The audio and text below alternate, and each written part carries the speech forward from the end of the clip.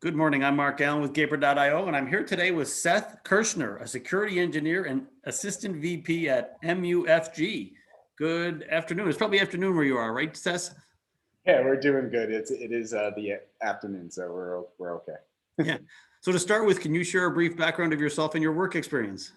Awesome. Yes. So my name is Seth Kischner. I'm currently a application and data security engineer for MUFG Securities. It's a subsidiary of the bank. Our business does loan, mortgage back, uh, and traders as well in that area. And so I've been with the firm for about 6 months now. Previously, I was with Deloitte, where I spent 2 years as an infrastructure security consultant, focused a lot on threat and vulnerability management, application security, and did a bunch of assessments for them. Worked in about 6 different industries with 11 different clients. No, very interesting. And what university did you go to? I graduated from Stevens Institute of Technology. It's a small tech school based in Hoboken, New Jersey. Ah, very nice. So MUFG is an acronym, obviously. Can you tell us what MUFG is and who your typical customer is? Sure, sure. So MUFG stands for Mitsubishi UFJ Financial Group. They're a global bank. They're relatively popular on the West Coast, more formally known as Union Bank. So that's when people think of Union Bank, that's MUFG. MUFG is probably most notably known, I would say, for saving some of Morgan Stanley during the financial crisis and coming in. So they're based in Japan, at least our parent company. And in many cases, we operate globally as well as in EMEA too. So for my securities division, we're actually headquartered in EMEA, and then we have locations in the US as well as in the Asia Pacific region. Very interesting. And being on the West Coast myself, I am familiar with Union Bank. So now that makes it much easier than MUFG. So you're a security engineer. And about a year ago, everybody went remote. So I have to believe that had a big impact on what and you started 6 months ago. So you came right in the middle of it, right? Yeah. It's been very interesting so far. I think the industry has had a difficult time adopting initially. One of the biggest struggles that many large Fortune 100 and Fortune 500 organizations face is that they didn't have enough bandwidth with their VPNs to handle all the remote users. And that created a lot of hiccups for some larger organizations. Yeah, and your company's international, so you had to deal with a whole bunch of different issues, I would assume, on those lines, because you in the United States, generally good internet, good bandwidth, and VPN, but other countries, I gotta believe, aren't so good. Correct? Yeah. I mean, it's definitely, having a distributed workforce has been a change for the industry across many layers. And the good part is that over the past, I would say 2 to 3 years, there's been security measures that organizations have begun to adopt, such as microsegmentation and other areas to help end user computing be advanced and to ensure that your infrastructure is also secure. And so with those two advancements, making significant progress in the last about 48 months, give or take, we've been able to, I would say most organizations struggled initially, but once they got after the little hurdle, they realized they're smooth sailing. And interesting. So if you started 6 months ago, I'm assuming, I'll just call it Union Bank, has a major office in New York where you're from. Have you been into the office, or have you not been into the office yet? No office for me, but I'm pretty much used to that from my previous consulting days. We never really had an office either, so we traveled a lot to our client sites, and that was it. So me personally, yeah, I haven't really been to an office in a handful of years. And I think me just being sort of a Gen Z millennial, we anticipate the future going the same way. I'm one of those people I always get in small arguments, let's call it, with people because I don't ever want to go into an office. I don't really see the need for it, other than to meet my coworkers in person and potentially go to a happy hour or whatnot. Is there truly a need? I am with you on that, even though we're at opposite ends of the career spectrum. I haven't been to an office in about 10 years, I think it's got to be now. And I love it. I do live in the San Francisco Bay Area, which makes it easier. And you recently have relocated, correct? Taking advantage of this remote work. Yep. So I'm definitely working remote, sort of the remote work from anywhere type mentality. So every about 2 to 3 weeks, I travel to a new destination. And I trying to mitigate my exposure as much as possible. So obviously, you take your own risk. to do it, why not? Yeah. Can you, any idea where you're going to go to next? I'm thinking about New Orleans, so we'll see how that goes. Interesting. That's one of the few cities in the US I haven't been to. Maybe I'll meet you in New Orleans. That would be fun. So you obviously are bought into remote work. I'm bought into it. But do you think, overall as a, we'll just say the United States, do you think it's the future, or do you think it's going to be something else once things settle down here? I think it's going to be hybrid, but it's really going to be dependent on the industry that the company's into. So for example, a lot of like blockchain related companies have moved to like a fully remote workforce. They don't really have a need for an office. I know that smaller offices that were part of larger companies have just shut down their office for that particular location, especially if it's just tech talent. So I think there are areas that really do benefit from being in an office. There could be technology constraints. So for example, a trader that's using a Bloomberg terminal, it might be difficult to pick up and transfer a Bloomberg terminal to an individual's house.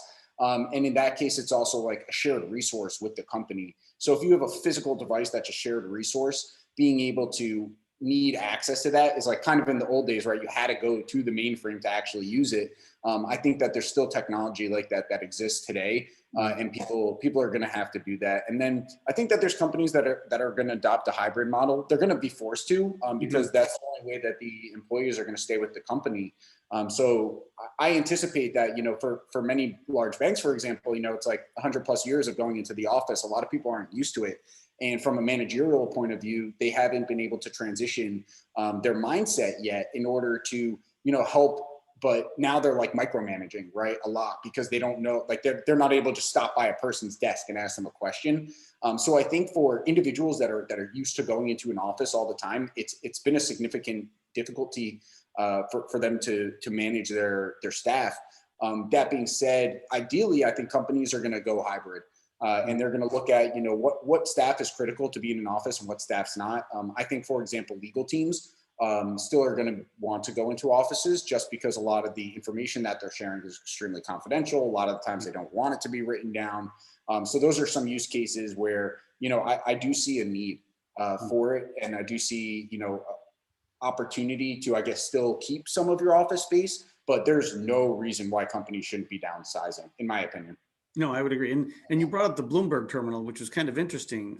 Don't you think that eventually there will be less need for the actual terminal, and that will be more of just a standard option on a laptop? Yeah, so much like companies started to do like cloud computing, right? And they went to like microservices, and they also went like thin client. So for example, I don't know if you were in an organization where they started to replace big, giant, clunky desktops with these little micro computers, essentially, that work on the cloud. I do think that there's going to be like distributed technology that's going to be advanced. But at the end of the day, like the vendors are going to have to think of, what's more lucrative, right? They're always going to go from a profit first mentality. And if they need to build and deploy, 5 million thin Bloomberg clients, like who knows what the level of effort is. Maybe they're already doing it, right? Maybe it's already in the back of their heads and we don't necessarily know. But I do think that, remote work is going to significantly change. I think people are going to leave big cities. Be awesome places to have like a house or, a home base, so to speak. But more and more people are just going on that, work from anywhere mentality. And I know significant amount of people now that don't even have a permanent address, which is an interesting concept, because for tax reasons, what do you do, right? If you don't own a home, and that's like the modern millennial travel experience right there. And I know a lot of people, they just hopped in, an RV and off they go, and they can work from anywhere, so there's no constraints. Yeah, no, actually, my son is actually taking advantage of that right now. He's in Colorado, and doing some side work on a project, but he's also a computer engineer, so it is happening. I know it personally. Well, Seth, it's been great talking to you. It's interesting. It's good to talk to someone in the banking industry. Go back to my early days when I was your age. I worked at a couple banks, so it's always good to know that it's still going forward. I worked in punch cards. You work in a whole different world, right? Yeah, a lot has changed, that's for sure. And at least in the cybersecurity industry too, it's really unique how the industry has had to adapt to the ever-changing, norm. I think in terms of keeping your company safe, your people safe, the people becoming even more prone to phishing because now they're getting more emails and more content, more mediums of communication, more websites to access, more modes of productivity and workforce enhancement. You have like Teams and Slack and Dropbox and Box and Google Drive and all this stuff now. And I think organizations need to be able to pick their battles wisely. And I think it potentially is going to open up a whole nother, field where compliance and legal is going to have to start getting involved in these conversations down the line. And it's no longer just going to be, hey, this is a cyber concern, but they're going to say, hey, like what other additional operational or risks are being imposed to our organization if we start allowing for people to work from anywhere, to have access to all these productivity tools. What additional third party and fourth party breaches does that bring into consideration? And I know as companies mature in size, they're going to have to start bringing cybersecurity in, or at least operational risk in much earlier than they anticipated. So now companies that are raising seed and series rounds, especially at the startup stage, once they start hitting that 20, 30 employee, they gotta begin to think a little bit more about the people and the risks that they're taking on. And that was never really a challenge. They used to put it on the back burner until they really, really, really had to do something. But now I think that it's becoming such a prevalent issue, especially from an exposure point of view, that companies are looking to bring in cyber and other risk professionals earlier in the process. No, I agree. And I've talked to a number of CEOs, and they have part-time what are called CISOs, Chief Information Security Officers. It's a booming business right now. Anybody that gets into it, there's no shortage of work, right? That is for sure. We definitely stay busy as cyber professionals. Yes, you do. Well, Seth, I want to thank you again, and have a great week. Yeah, thank you so much.